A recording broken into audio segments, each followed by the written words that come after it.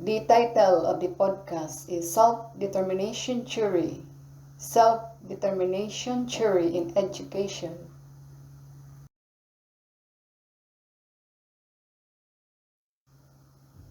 Topics of the podcast: Self-Determination Codes, Self-Determination Theory Origin, Self-Determination Theory Proponents, Self-Determination Theory Defined, Self-Determination Theory Explained, Self-Determination Theory 3 Basic Needs, Self-Determination Theory and Teachers, Self-Determination Theory in the Classroom, Self-Determination Theory and Summary.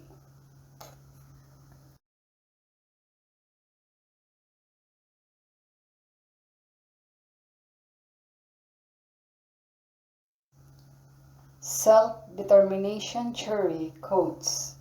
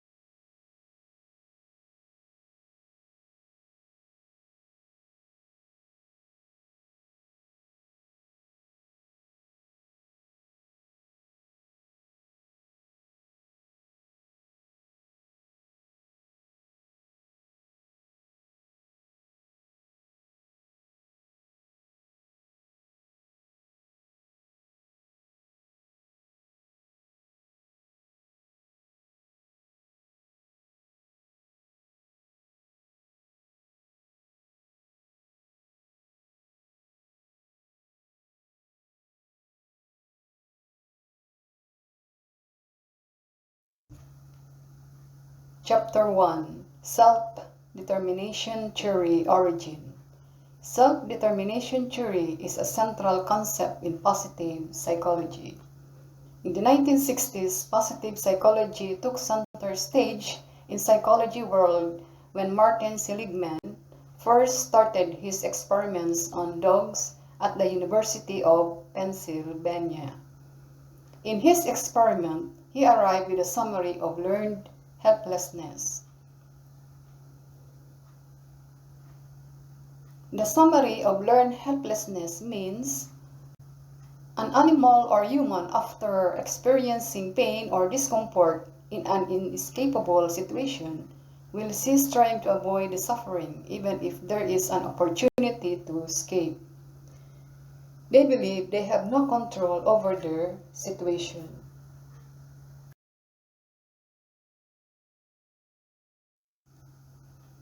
During the 1970s, psychologists began to take a closer look at how intrinsic motivation crowd human behavior. In 1985, Ed.D. and Richard Ryan first introduced their ideas on self-determination in a book, Self-Determination and Intrinsic Motivation in Human Behavior. They are professors in psychology at the University of Rochester.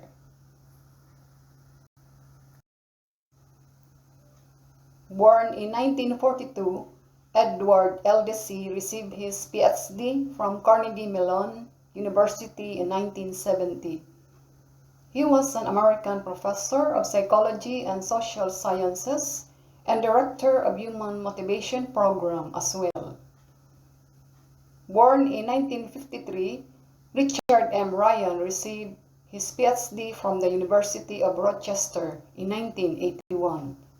He was an American emeritus professor of psychology at the University of Rochester, too.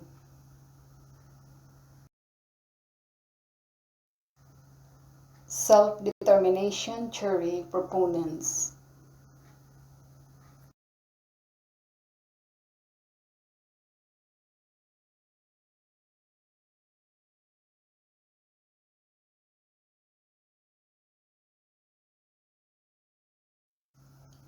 Self-determination theory defined. Self-determination, a person's ability to make choices and manage their life. Self-determination theory, SDT, a theory of motivation that represents a broad framework for the study of human motivation and personality. Motivation, as defined by a dictionary, is the condition inside us that wish to continue striving toward purpose, meaning, and a life worth living.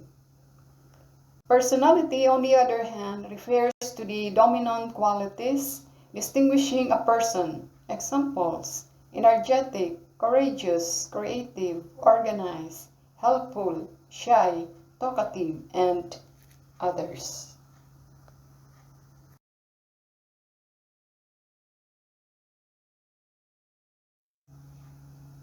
Next chapter, Self-Determination Theory Explained.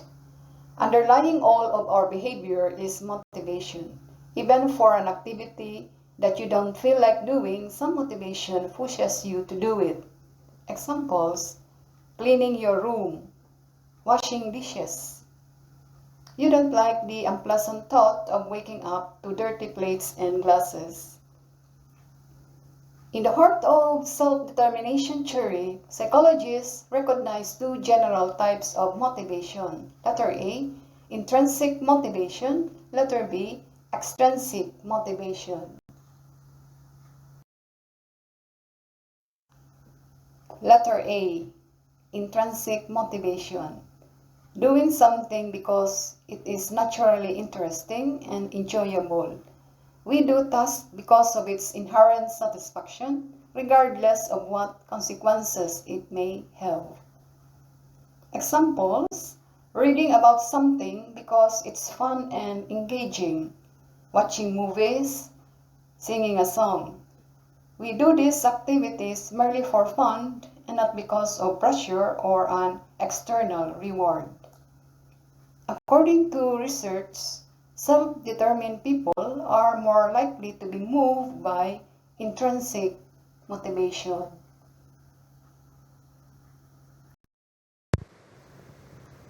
Letter B, extrinsic motivation. Praise, fame, or money are used as motivation for specific activities.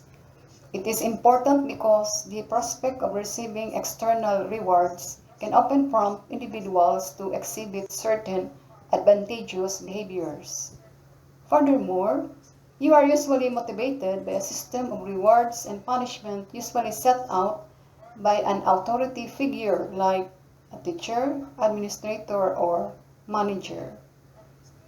Examples of extrinsic motivation is being paid to do a job.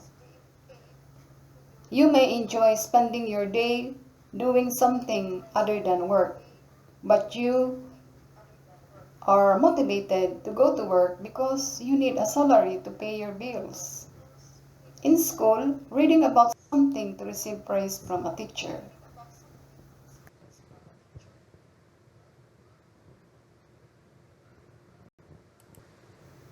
Next chapter, Self-Determination Theory, 3 Basic Needs. Self-determination theory suggests that people are motivated to grow, learn, and change their lives if their 3 basic psychological needs are satisfied. These are autonomy, competence, and relatedness. Autonomy, to feel like to have control over what we do, or people have a need to feel that they are in control of their behavior.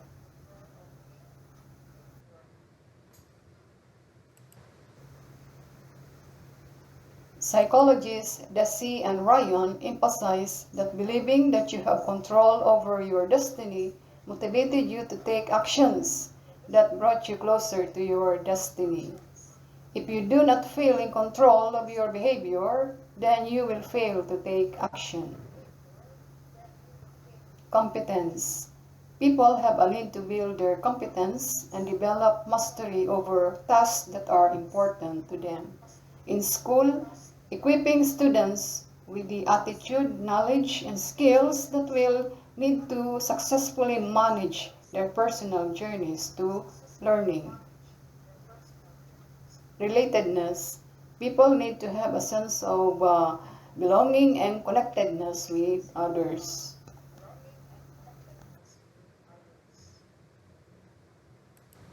Next chapter, self-determination theory and teachers.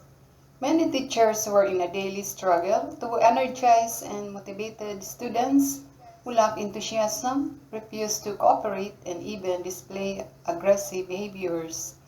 Self-determination theory researchers during the past decade have examined the factors that influence teachers' motivation.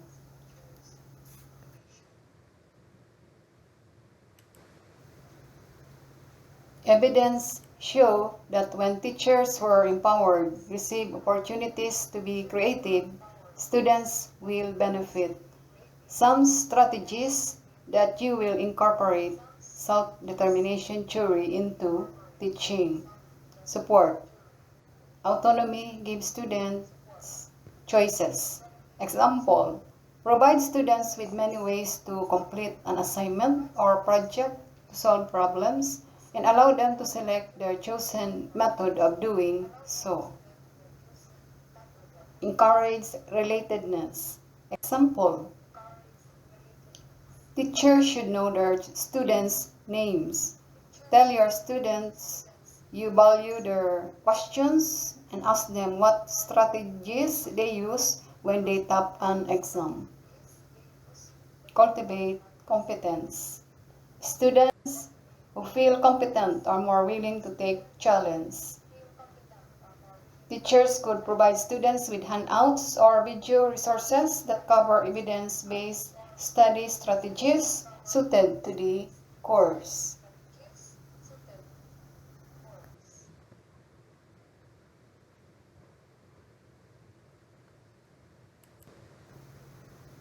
Self-determination theory in the classroom. Educators to promote self-determination teach skills and knowledge students need to become self-determined. One simple, powerful activity that can promote self-determination is to have your students talk about their decisions and how their plan work out. When a student make a poor decision, the instructor help them identify why it was a wrong decision.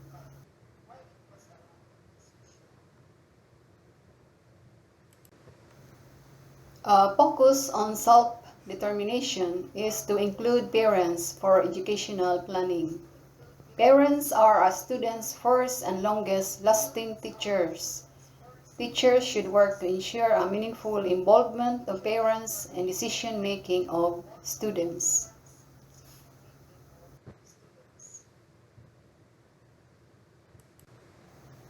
Last chapter, self-determination theory summary.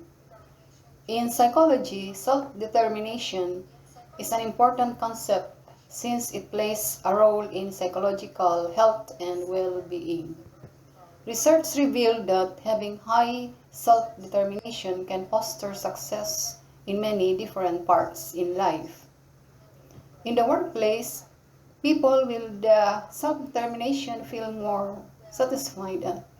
In the competitive setting such as sports, fostering a sense of self-determination can motivate people to excel.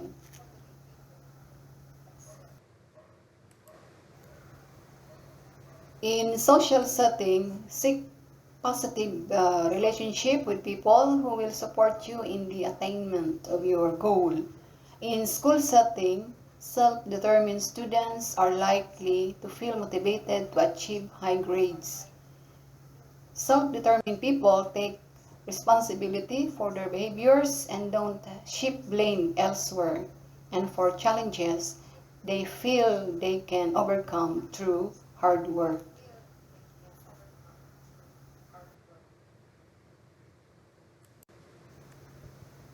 That ends up my PowerPoint presentation. Thank you for watching.